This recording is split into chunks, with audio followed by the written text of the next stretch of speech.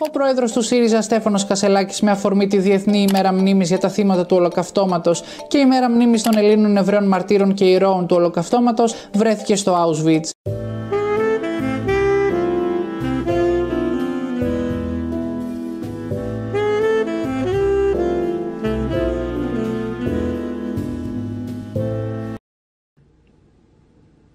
And when you arrived, where did the train stop?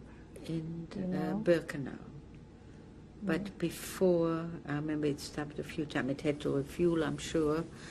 And when we came into camp, I remember looking out of the little window, and the first compound I saw was men jumping on each other. And little did I know what it was, and they explained they were the homosexuals. And I was too young. At that time, we didn't discuss it as much as nowadays. And that's how I got acquainted with homosexuality. This was behind... That was before we went into Birkenau. We passed, you know, the railroad divides, I think it divides Birkenau with Auschwitz. And we saw this compound, and then we got unloaded in Birkenau. We left Auschwitz in August. I think it was sometimes early August, sometimes early August.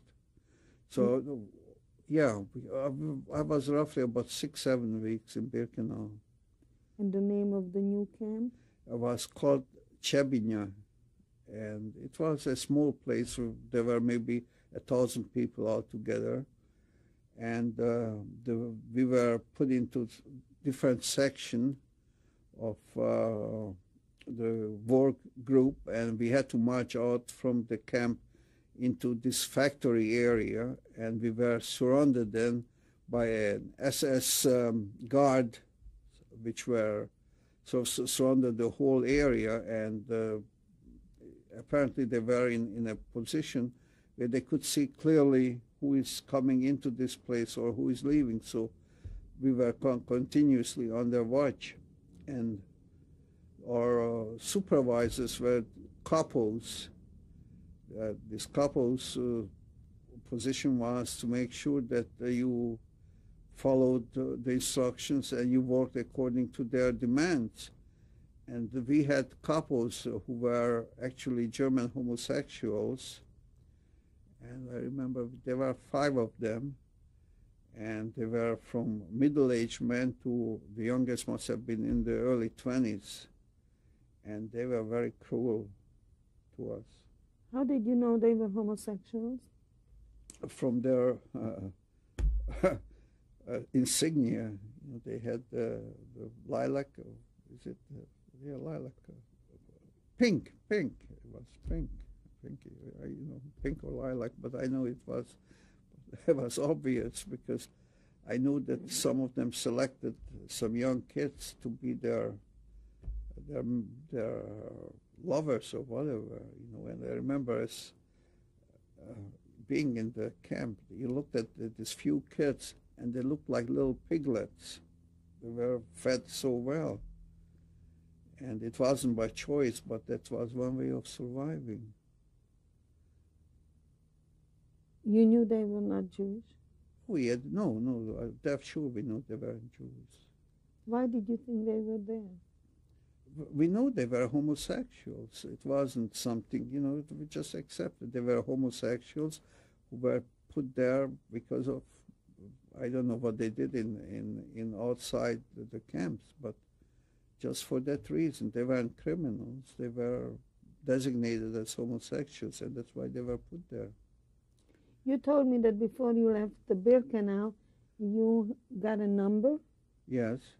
Can we see your number? Sure. What is the number? B5901. Do you see it? Mm-hmm. Read it again. B5901. You can see very well written. I mean, very practiced hand did it. furthermore, each of these people had a little boy that served them sexually. Little boys that they fed well, so they would look nice and plump. And they lived in a little room at the end of, in front of the barracks. There was a little room reserved for the capo and his boy.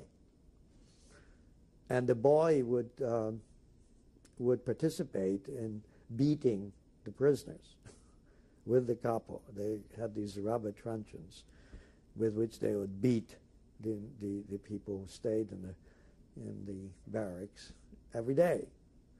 And the boy would do it too, not just the capo.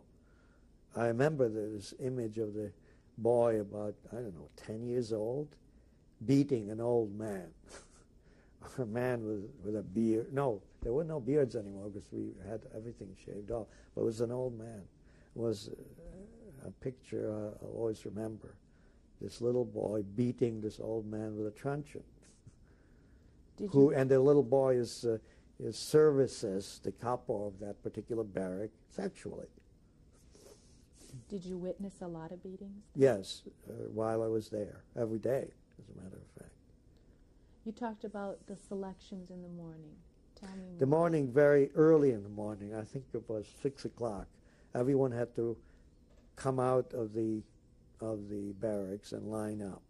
And then the SS men would count us to make sure we were all here. No one tried to escape or whatever, or hid anywhere. And were there any homosexual attacks on the Jews? Yes, there was, a lot. We were a lot of children, and they attacked us. First time I ran into this, I had no idea what was going on, and they didn't perform anything on me, but they tried a number of times. As a matter of fact, this Walter, who was the charge of the kitchen, they had something called people. And people? People, they referred to them as people. I didn't quite understand, and apparently there were boys that they took as lovers for themselves. The boys were referred to as people, and he would tell me that he wants me to be his people, and I didn't know what he wanted, and I realized, and I said, I don't want any part of that. He didn't seem to pursue it anymore. He had no problem getting someone else. And were these people treated better? Oh, very kindly. They had uniforms and clean, nice uniforms. They had coats, they had underwear, and had sweaters and nice shoes. They were treated very well. And were there Jewish people as well? All Jewish, yeah. Are they all Jewish? All Jewish, yeah. Because they had no children. Children of young people, like 14, 15, 16. Do you know what eventually happened to these people? Most of them were killed by their masters.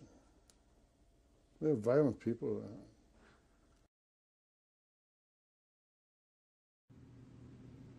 I had a foreman assigned to me. He was called a capo, C-A-P-O. He was a homosexual. He was a murderer. Every day he looked for his prey, and his prey were young boys. And if you did not submit to him, he killed you with a chain or with his arms. He was strong as a lion. And the hatred I had for this man is beyond description. The Russian army was closing in on Auschwitz. Who was in charge of your barrack? Who was in charge? Yes. Another prisoner, called him a capo, who he was dressed in boots that he probably took away from whatever, and he wanted, because I didn't know, I had no idea what they wanted, what these people wanted. And my younger brother, who was kind of fair-looking, and he asked him to come and see him in his room, because they had separate little rooms. And he said, if you do what I ask you to do, then you will have all the food that you want. So, you want food? Yeah, I want food. But you have to do this. So they were homosexuals. And my brother said, my older brother said, don't give him time, Stalin. Because once you give in, you'll be gone anyway.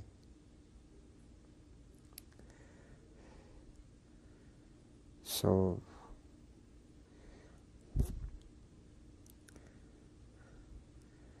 I don't know what exactly happened.